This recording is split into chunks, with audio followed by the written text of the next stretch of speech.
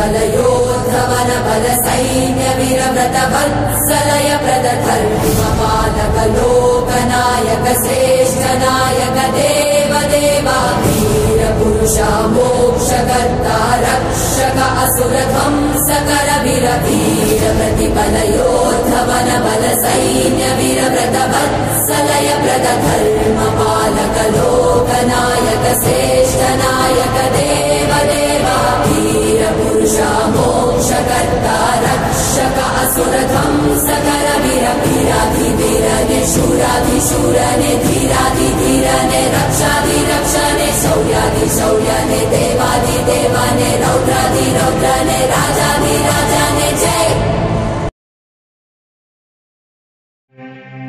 निद्रा समाधि स्थितिः संचार पदयो प्रदक्षिण विधि स्तोत्राणि सर्वागिरो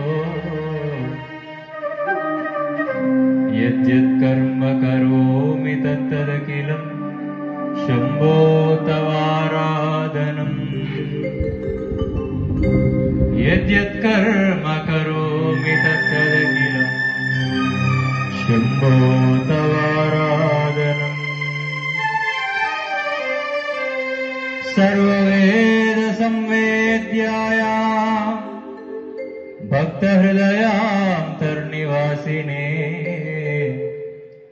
श्री दुर्गा महापीठाधीश्वराय सद्गुरु समतानंदाय ते नमः। माता गुरु सेवानंदाय ते नमः।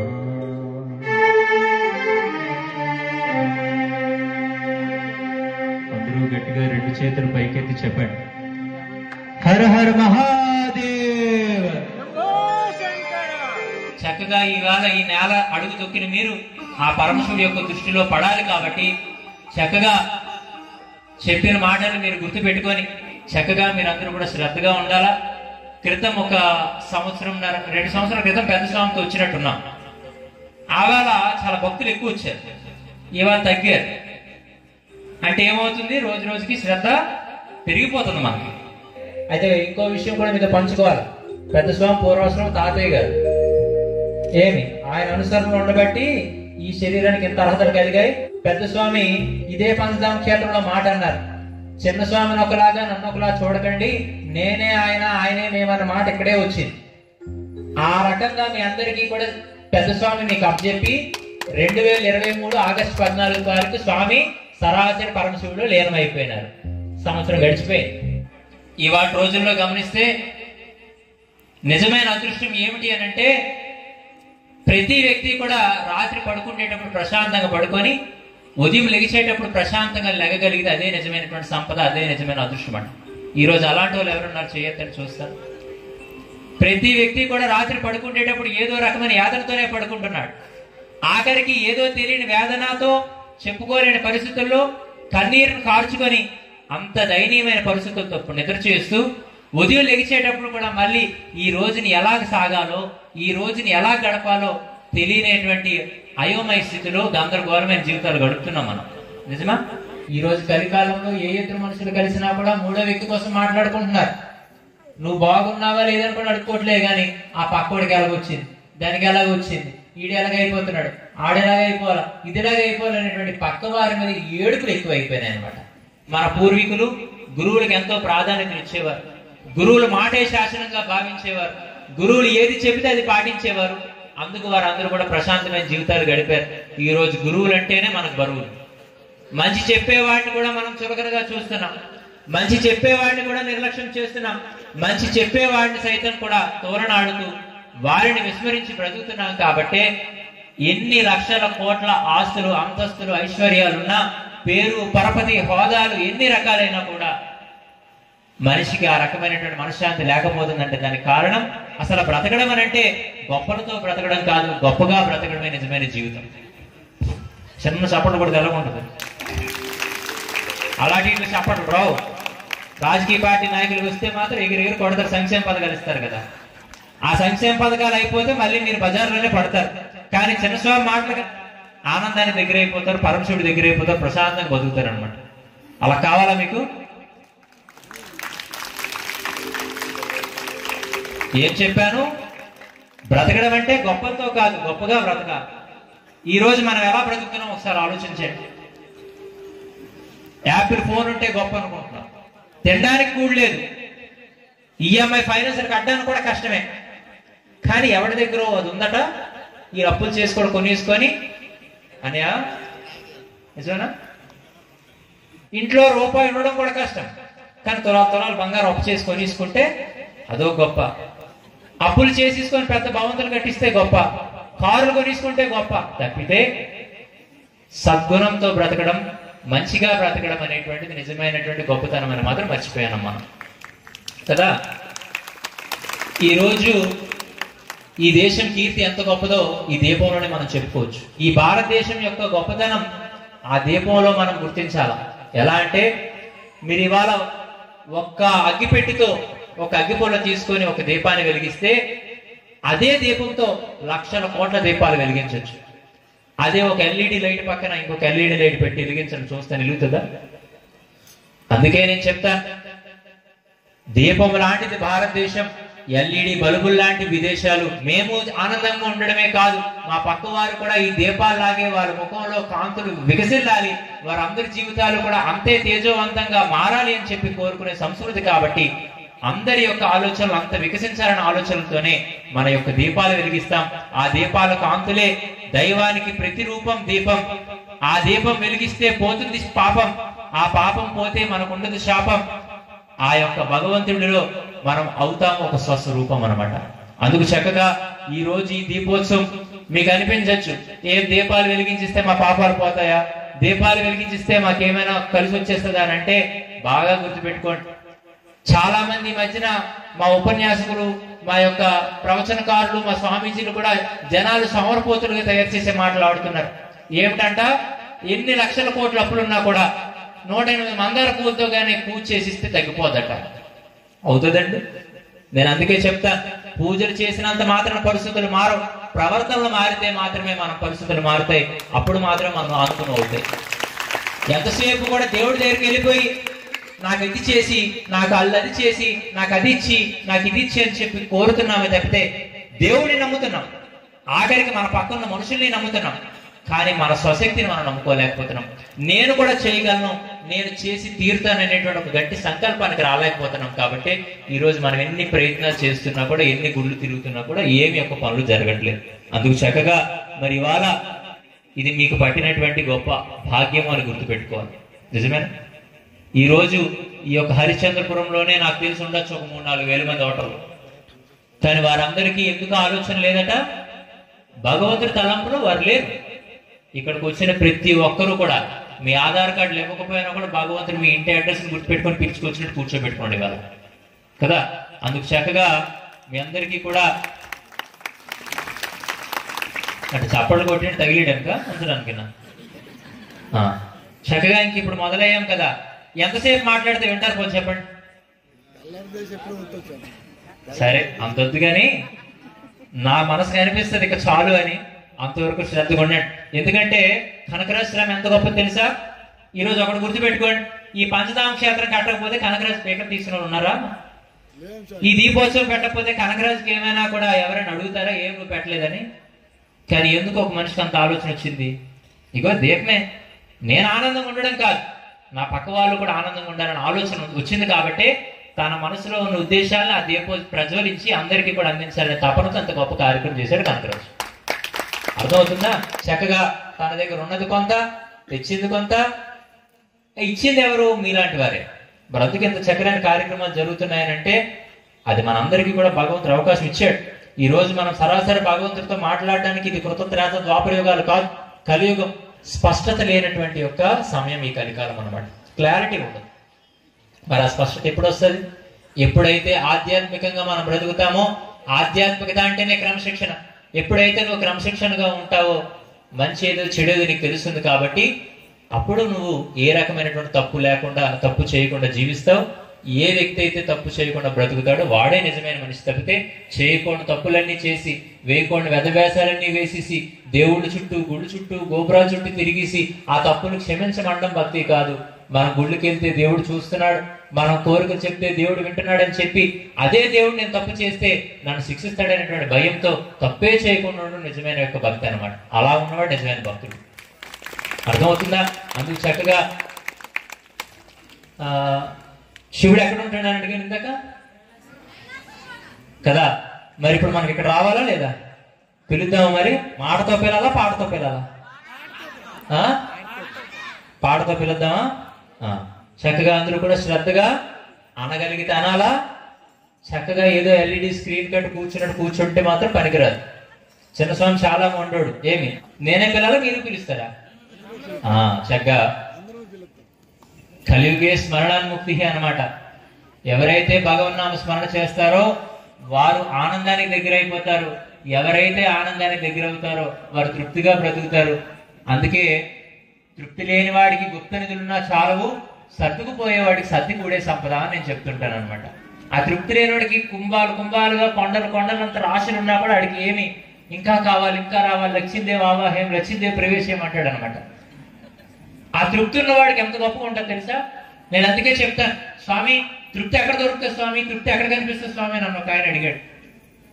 ఒక్కసారి మా పల్లి ప్రాంతానికి వెళ్ళు, తినడానికి తిండి ఉండదు, ఆఖరికి పండినంత వరకు కూడా ధాన్యం పండుతాయో లేదో తెలియదు. కానీ మా రైతులందరూ కూడా ఉదయాన్నే పొలాలకు వెళ్ళిపోయి కష్టపడి రాత్రి వచ్చిన తర్వాత స్నానాలు చేసి చక్కగా ఎంతో అంతో తినేసి చక్కగా ఆరుబయట పట్టి మంచం వేసుకొని కాలు మీద కాలు వేసుకొని గుండెల మీద చేతులు వేసుకొని ఆకాశం వైపు చూసుకొని కలుపులు తీసి మరి బారుగా ప్రశాంతంగా పడుకుంటారు. అదే నిజమైన తృప్తి అని చెప్పాను అనమాట నేను. ఆఖరికి పట్టణ ప్రాంతాల్లో చాలా మంది డబ్బులు సంపాదించి లాకర్లు వేసుకొని తాళాల మీద తాళాలు బిగించుకున్నా కూడా కొంతమందికి నిద్ర పడదు. ఎందుకంటే ఆడికి తృప్తి లేదు, తద్వారా భయం వచ్చింది అనమాట. అందుకు చక్కగా పిలుద్దామా? మరి పాట రూపంలో పిలుద్దామా? నిజంగా అందరికీ అది కావాలి అంటే శ్రద్ధతో రెండు చేతులు పైకెత్తి గట్టిగా చెప్తే ఇప్పుడు మొదలు పెడదాం.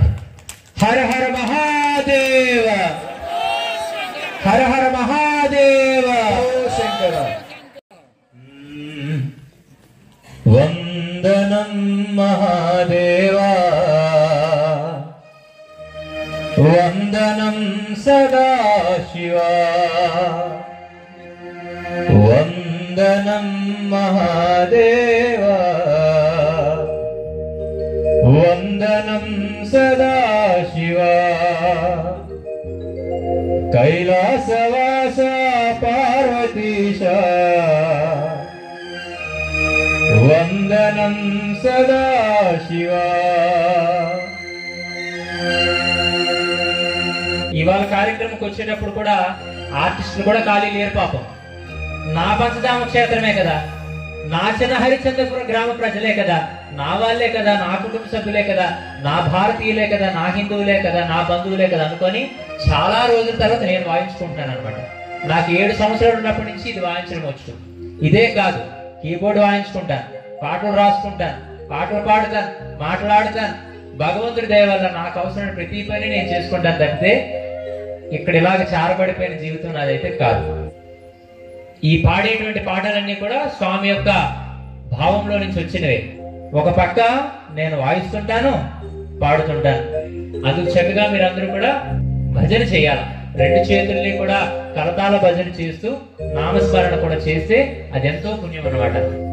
వందనం మహాదేవా, వందనం సదాశివా, వందనం మహాదేవా, వందనం సదాశివా, కైలాసవాస పార్వతీశ, కైలాసవాస పార్వతీశ, వందనం సదాశివా, వందనం సదాశివా, వందనం మహాదేవా, వందనం సదాశివా, వందనం మహాదేవా, వందనం సదాశివా, కైలాసవాస పార్వతీశ, కైలాసవాస పార్వతీశ, వందనం సదాశివా, వందనం సదాశివా.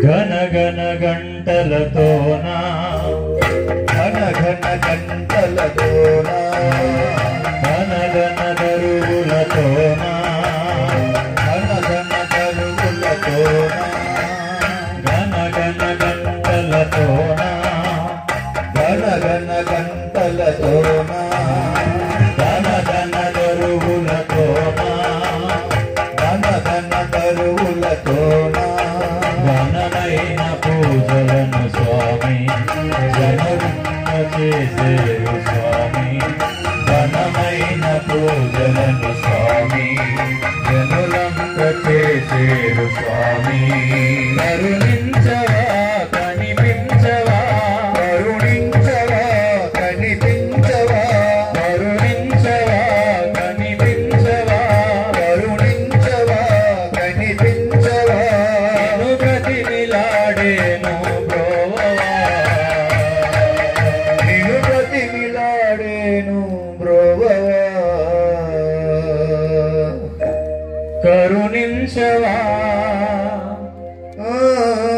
కనిపించవా నిన్ను బ్రతిమిలాడేను బ్రోవా అందుకే వందనం మహాదేవా వందనం సదాశివా వందనం మహాదేవా వందనం సదాశివా కైలాసవాస పార్వతీశ రాసవాస పార్వతీశ వందనం సదాశివా వందనం సదాశివా వందనం మహాదేవా వందనం సదాశివా వందనం మహాదేవా వందనం సదాశివా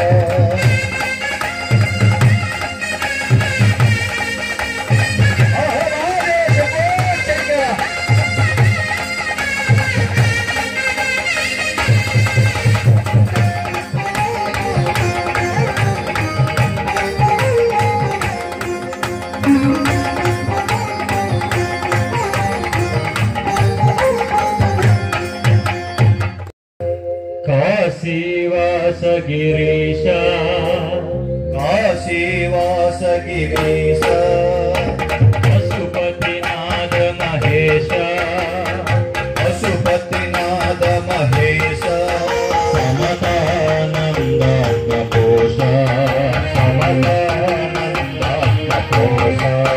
విశలన్నియేలేటీశ విశలన్నియేలేటీశ సమతానందాత్మకోశ విశలన్నియేలేటీశ పసివాడను పసియేలను పసివాడను పసియేలను పసివాడను పసియేలను పసివాడను పసియేలను ఋషి శ్రవణ చైతన్యానందను వందనం మహాదేవా వందనం సదాశివా వందనం మహాదేవా వందనం సదాశివా కైలాసవాస పార్వతీశ కైలాసవాస పార్వతీశ వందనం సదాశివా వందనం సదాశివా వందనం మహాదేవా వందనం సదాశివా వందనం మహాదేవా వందనం సదాశివా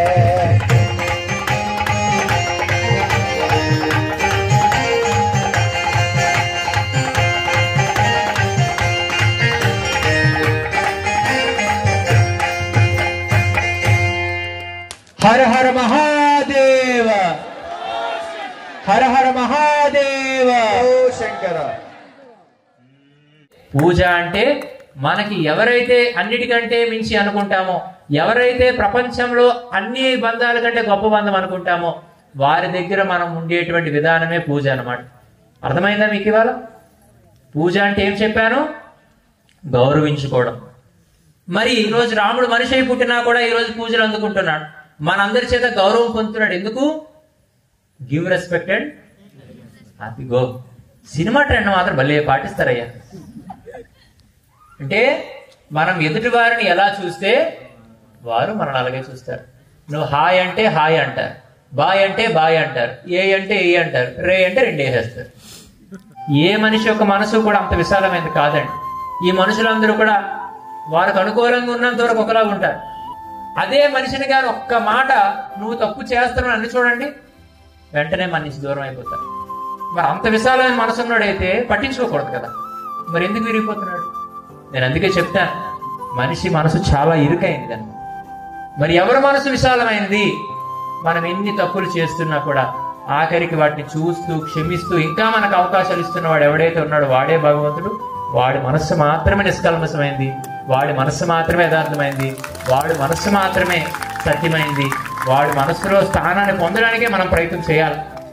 మనం ఎక్కడికి వెళ్ళినా కూడా భగవంతుడిని ఏం కోరుతాం? నీ దయ ఉంటే చాలు అంటాం కదా. దయా దయా దయా అంటే అర్థం ఏమిటి మరి? దయా అని పదం తిరగేయండి. యథ యథ అంటే ఏమిటి? మనసు. దైవానికి నీ దయ చూపు అని అంటే నీ మనసులో నీ ఎదలో నాకు స్థానాన్ని ఉంచు అని అడగడమే దయ అనమాట. ఈ రోజుల్లో మీరు బాగా గుర్తుపెట్టుకోండి, మనుషుల మీద ప్రేమను పెంచుకుంటున్నాం, దైవం మీద ప్రేమను తగ్గించుకుంటున్నాం. అందుకు ఆ దైవం మనసులో మనం స్థానాన్ని పొందాలి అని అంటే చక్కగా బొట్లు తీసుకున్నంత మాత్రం భక్తులు కాదండి. ఏ దైవానికి నువ్వు భక్తుడిగా ఉంటున్నావో ఆ దైవం యొక్క ఆశయాలకు, ఆ దైవం యొక్క సిద్ధాంతాలకు, ఆ దైవం యొక్క అనుసరణలకు నువ్వు దగ్గరగా ఉంటేనే భక్తుడు అవుతావు. మరి ఇవాళ పరమేశ్వరుడు తనకు అన్ని అవకాశాలు ఉన్నా కూడా ఏమీ ఉపయోగించుకోకుండా నిరాడంబరంగా ఉంటున్నాడంటే దాని అర్థం ఏమిటో తెలుసా? నీకు అనిపించడానికి అన్ని అవకాశాలు ఎదురుగా ఉన్నా ఎంతలో బ్రతకాలో అంతలోనే బ్రతకడం నీకు ప్రశాంతతని ఇస్తుందని చెప్తున్నాడు. కాబట్టి మనం కూడా లేనిపోని గొప్పలకి పోకుండా, ఆడంబరాలు అట్టహాసాలు పోకుండా ప్రశాంతంగా మనం ఉండగలిగితే అది నిజమైన తృప్తి. కాబట్టి చక్కగా ఇవాళ మనమేమో ఈ పూజలు గట్టివన్నీ ఓపికమై చేసేస్తున్నాం, కానీ మనమెవరో మనం మర్చిపోతున్నాం. ఈ రోజు మనం పుట్టింది భారతదేశంలో, మనం పెరిగింది హిందూ ధర్మంలో, ఈ రోజు మనం దేవుడిని నమ్ముతున్నాం. మరి అటువంటి పరిస్థితుల్లో ఈ రోజు ఈ దేశాన్ని, ధర్మాన్ని, దైవాల్ని కూడా విమర్శిస్తూ ఆఖరికి ఎంతో దౌర్భాగ్యమైన స్థితిలో చాలా మంది అవమానకరంగా మాట్లాడుతున్నా మనం ఏమీ పట్టించుకోకుండా అంత పట్టింపు లేకుండా ఉంటున్నాం అన్నమాట. అందుకే ఇది ఎంత మాత్రం మంచిది కాదు. మీకు అందుకే చెప్తుంటాను నేను, పక్క మతాల వారందరేమో మీరు పాపాత్ములు, మీరు పాపంలో పుట్టారు, పాపమే చేస్తారు, పాపంలోనే పోతారని చెప్పి పక్క మతాలు చెప్తాయి. నిజమేనా? ఆ దేవుడు పాపుల్ని రక్షించడానికే పుట్టాడంట. కానీ మన ధర్మం అలా చెప్పదు. శృణ్వంత విశ్వ అమృతస్య పుత్ర అంటది. అంటే నువ్వు అమృత గర్భుడివి, అమృతంలో నుంచి పుట్టినావు, నువ్వు యొక్క పుణ్యానికి ప్రతిస్వరూపానివి, నువ్వు పుణ్యకర్మలు చేసేందుకే పుట్టావని చెప్పి మనల్ని పుణ్యాత్ములుగా చూపిస్తుంది హిందూ ధర్మం. వాళ్ళు పాపాత్ములు అని చెప్తున్నారు.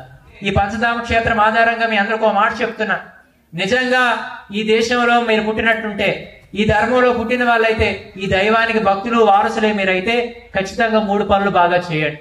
ఒకటి, ఖచ్చితంగా ప్రతి ఇంటి మీద కూడా కాషాయం జెండా పెట్టండి.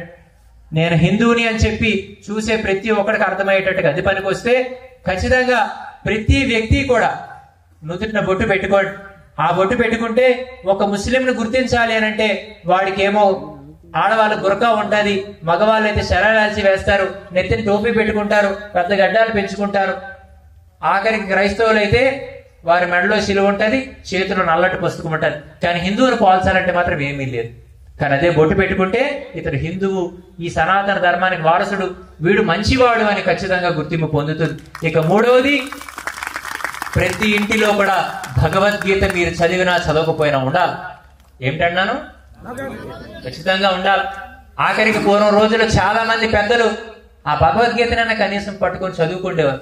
అది అక్కర్లేదు. నేను చాలా మందిని అడుగుతుంటాను, రిటైర్మెంట్ ఫంక్షన్ పిలుస్తారు, తర్వాత ప్లాన్ ఏంటి స్వామి అంటే, కొద్దిగా ఇంకా ఉన్నాయి స్వామి, కొద్దిగా జీవితంలో నా బాధ్యతలు తగ్గిపోయిన తర్వాత నేను భక్తుల్లో కలిసిపోతాను స్వామి, ఎప్పుడు 60 వచ్చిన తర్వాత. నేను అందుకే చెప్తాను, 60కి వచ్చేసామంటే వెయిటింగ్ లిస్ట్ లో ఉన్నాము అని అర్థం. ఏంటండి? ఎప్పుడో ఒకప్పుడు అటీలో బ్రత కన్ఫర్మ్ అయిపోయిందే. సరే, ముక్కులో దూదులు, మెడలో దండలు, గోవిందా చెప్పండి. పార్టీ ఫీలింగ్ ఉండకూడదు. శివుడిని తలిచాం, గోవిందని తలచాల. గోవిందా. సముద్రం దగ్గరికి వెళ్ళి అల్ల తగ్గిన స్నానం చేద్దాం అనుకుంటే అవుతుందండి? జీవితంలో బాధ్యత తగ్గిపోయిన తర్వాత భక్తిగా బతుకుతాం అనుకుంటే అవుతుందా? అది జరగదు, ఇది జరగదు. నీకు సముద్ర స్నానమే కావాలా? ముక్కు పెట్టి మునకేసేయడమే, శరీరం శుద్ధ అయిపోతుంది. నీకు భక్తే కావాలా? బాధ్యతలు కొన్ని రోజులు పక్కన పెట్టు. ఇవేవి నిన్ను సాగనంపనంత వరకే వస్తాయి తప్పితే ఆ తర్వాత నేను ఇవేవి పట్టుకో. నామ శివాయ అంటే ఏమిటి అంటే, నా అంటే నభము ఆకాశము అని అర్థం, మా అంటే మరు గాలి అని అర్థం, షి అంటే షికి అంటే అగ్ని అని అర్థం, వా అంటే వారి నీరు అని అర్థం, యా అంటే యజ్ఞం భూమి అని అర్థం. పంచభూతాలు ఏవైతే ఉన్నాయో అదే నామా శివాయ, అదే పరమేశ్వరుడు యొక్క స్వరూపం అన్నమాట. అర్థమవుతుందా? మనం బ్రతుకున్నంత వరకు కూడా మన వైభవాలు బాగుంటాయి. బ్రతుకున్నంత వరకు కూడా మనం కట్టుకునేటువంటి బంధాలు, బంధుత్వాలు, వస్తువులు, వ్యవహారాలు అన్ని మనతో ఉంటాయి. కానీ పోయిన తర్వాత అన్ని ఒక్కొక్కటిగా విడిచిపెట్టేస్తాం. అందుకే నేను చెప్తుంటుంటాను, ఇందులో చైతన్యం ఉన్నంత వరకు ఇది శివం, ఆ చైతన్యం పోతే ఇదే శవం. అది ఎలా జరుగుతుంది బాగా గుర్తుపెట్టుకోండి. మనం పోయేటప్పుడు ఎలా డిక్లేర్ చేస్తారు, ఎలా నిర్ణయిస్తారు? ముఖ్యంగా గాలి రావట్లేదు అంటే గాలిలో కలిసిపోయింది. రెండోది ఏమవుతుంది? ఒళ్ళు చల్లబడిపోతుంది అంటే ఒంటిలో వేడి తగ్గిపోయింది. అంటే ఒంటిలో ఉండే వేడి ఈ అగ్నిలో కలిసిపోయింది. తర్వాత ఏమవుతుంది? మెల్లగా నీరు వచ్చేస్తుంది బయట కదా. ఈ జలతత్వం ఆ జలతత్వంలో కలిసిపోతుంది. తర్వాత ఏమవుతుంది? మట్టిలో పూడి చేస్తారో లేకపోతే కట్టెల్లో కాల్చేస్తారో ఈ యొక్క మట్టిలో కలిసిపోతుంది. ఇదంతా ఎప్పుడైతే జరిగిందో మన యొక్క జీవాత్మ అనేటువంటి సరాసరి ఆకాశంలో కలిసిపోతుంది. మన శరీరం పోయిన తర్వాత కూడా ఆ పరమేశ్వరుడు దయ ఉంటేనే మన సద్గతులు కలుగుతాయి. అర్థమవుతుందా? ఇవాళ మనం తిరిగేసి ఉన్నంత వరకు ఏం చేస్తున్నాం మనకు తెలుసు, కానీ పడుకున్న తర్వాత ఏం జరుగుతుందో ఆలోచించండి. మరి మనకు తెలియకపోయినా కూడా మళ్ళీ మనం ఉదయం లెక్కగలుగుతున్నామే. మనం పడుకున్నప్పుడు కూడా మన గుండె నిమిషాన్ని 72 సార్లు కొట్టుకుంటుంది. మరి అంత పని చేస్తున్నటువంటి వాడెవడు? అతడే భగవంతుడు, అతడే పరమాత్ముడు, అతడే సదాశివుడు అనమాట.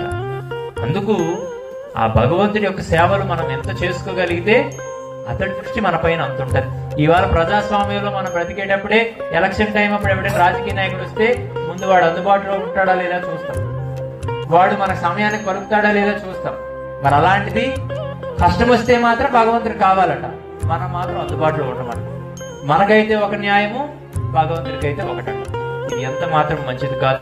అందుకు నువ్వు చేసుకున్నటువంటి యొక్క సత్కర్మ ఫలితాలే నీకు సద్గతులను కల్పిస్తాయి. కాబట్టి చక్కగా మీరు భక్తిగా ఉండండి. మరి పంచధామ క్షేత్రం మంచి అవకాశాలు మీకు ఇస్తుంది. కాబట్టి ఒకటే చెప్తాను, ఈ రోజు మళ్ళీ రేపు రమ్మంటే వస్తుందండి? మళ్ళీ రేపు రమ్మంటే మీరు వస్తారా? నేను వచ్చినానా కదా? నేను వచ్చేస్తాను, నాకేం ఇబ్బంది లేదు. ఉండిపోమని ఉండిపోతాను. చక్కగా మీ అందరికీ కూడా ఆశీస్సులు తెలియజేస్తూ మరి కార్యక్రమం ఏర్పాటు చేసినటువంటి కనకరాజు గారు ఎప్పుడో మాట చెప్తారు. పాపం ఆయన ఆరాటం అంతా నేను గమనిస్తుంటాను. స్వామి నెక్స్ట్ కార్యక్రమానికి కాస్త ఎవరినైనా పెద్దవాళ్ళని తెచ్చేద్దామని. ఎంత ఖర్చైనా చెప్పాను కదా, ఎంత హడావిడి ఉంటే అంత గొప్పవారట. చిన్న స్వామి గొప్పవాడు అని చెప్పి చిన్న కారులో వచ్చాడు అనుకోండి, చిన్న స్వామి చిన్న కారేనే.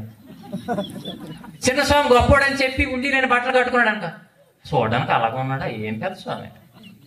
అదే జిగిబొగులు ఇప్పుడు చూడండి, కారు వచ్చేసరికి హడావిడి 10 మంది జనాలు అటు ఇటు వేసారు. అమ్మ తండ్రి కూడా ఎంత బాగున్నాడు, మాట బలంగా ఉంది అంటే స్వరూపం బాగా కనిపిస్తే గానీ స్వభావం అర్థం చేసుకునే పరిస్థితులు వచ్చాయి ఇవాళ. అందుకు తప్పని పరిస్థితులు ఇవన్నీ తప్పితే మీరు ఖాళీగా ఉండేటప్పుడు పీఠంకి వచ్చినాడు చూడండి, నన్ను గుర్తుపట్టడం నా ఆధార్ కార్డు ఫోటో కంటే దారుణంగా ఉంటుంది. అందుకు చక్కగా ఆయన భావం మీకోసం అంత ఎక్కువగా ఉంది. ఆయనే కదా కమిటీ వాళ్ళే కాదు. మరి అయినా కూడా ఈ సంవత్సరం అలాగే చూద్దాం అన్నా. నిజంగా గుండె మీద చేసుకొని చెప్పండి, చిన్న స్వామి కాకుండా ఇంకెవరైనా ఉపన్యాసకులు వచ్చి కానీ ఇక్కడ కూర్చుంటే ఎంత శ్రద్ధగా ఉంటారండి. నేను అందుకే కొంతమంది నన్ను విమర్శిస్తారు, స్వామి మీరు ఎప్పుడు కూడా పబ్లిక్ సర్వీస్ అంటారు, మీరు ఎప్పుడు ప్రజల కోసమే ఉన్నా అంటారు, మరి మీరు కూడా మనుషులను ముట్టుకొని ఎవరు ఏమిటని కొంతమంది నన్ను అంటారు. నేను అంటాను అదే 2 అంశాలు. ఒకటి, ఒకళ్ళు ముట్టుకొని ఇచ్చాను అనుకో, ఇంకోళ్ళు ముట్టుకొని ఇవ్వకపోతే వివక్ష చూపాను అనుకుంటారు. ఆ ముట్టుకునేటప్పుడు ఆ రద్దీలు వాళ్ళకేమైనా ప్రమాదం కాబట్టి ఇదొకటి. రెండోది, వారు ముట్టుకోవడం వల్ల కొంత వారు చేసిన కర్మలు శరీరానికి వస్తాయి కాబట్టి కొంత అనారోగ్యం, అస్వస్థత. తప్పితే నాకు వారి పట్ల వివక్ష లేదు. ఆఖరికి నేను గర్వంగా చెప్తాను, ఎస్సీ ఎస్టీ మాల మాదిగ రెల్లి యొక్క గృహాల్లో కూడా నేను కూర్చొని తిన్నాను. నాకు ఆ పట్టింపు లేదు. అటువంటి పరిస్థితుల్లో కూడా నేను అదే చెప్తాను, నేను ఎవరినో తిరిగిపోయినా కూడా వెళ్ళిన తర్వాత కొంతసేపు నా మాటల ముగ్గురైపోయి అంతసేపు ప్రజలు నా దగ్గర కూర్చుంటారంటే నేను మనుషులు ముట్టుకోకపోయినా మనసులు ముట్టుకొని నేను మాట్లాడుతున్నాను కాబట్టి వారందరూ అంత ప్రేమ చూపిస్తారు అనుకుంటాను. నిజమేనండి. ఈరోజు వాస్తవ పరిస్థితులు ఎవరైతే దగ్గరగా చెప్తారో వారినే ప్రజలు దగ్గరగా చూసుకుంటారు. చెప్పినటువంటి అన్ని మాటలు ఒక్క మాటైనా పట్టించుకుంటారు. కనీసం మాటలన్నీ పోయినా ఆ వ్యక్తిని దృష్టిలో పెట్టుకొని బతుకుతారు. అందుకు చక్కగా మీ అందరికీ కూడా ఆ పరమశివుడు ఆశీస్సులు ఎల్లవేళ్ళ ఉండాలి గాక. మీ అందరికి ఒక కష్టాలు తీరే దిశగా ఆయన మీ అందరికి కరుణ చూపాలి గాక అని తెలియజేస్తూ, అందుకు మీ అందరికీ కూడా ఒకటి భక్తి శ్రద్ధలు కావాలా, ఆ భక్తిలో శరణాగతి కావాలా, సమర్పణ భావం కావాలా. ఎన్నో రకాలైనటువంటి అనవసరమైన ఖర్చులు పెడతాం. భగవంతుడికి మనం సేవ ద్వారా ఎంతో కొంత సమర్పణ చేయాలి. ఆఖరికి హాస్పిటల్కి వెళ్ళి ఐసీయూలో పడుకున్నప్పుడు కోట్లు ఇస్తామని కూడా ప్రాణాన్ని నిలబెట్టలేదు. అంటే డబ్బు చల్లదు ప్రాణం దగ్గర. మరి అటువంటి ప్రాణం ఇచ్చిన భగవంతుడికి ఎంత ఇస్తే మాత్రం ఎక్కువ.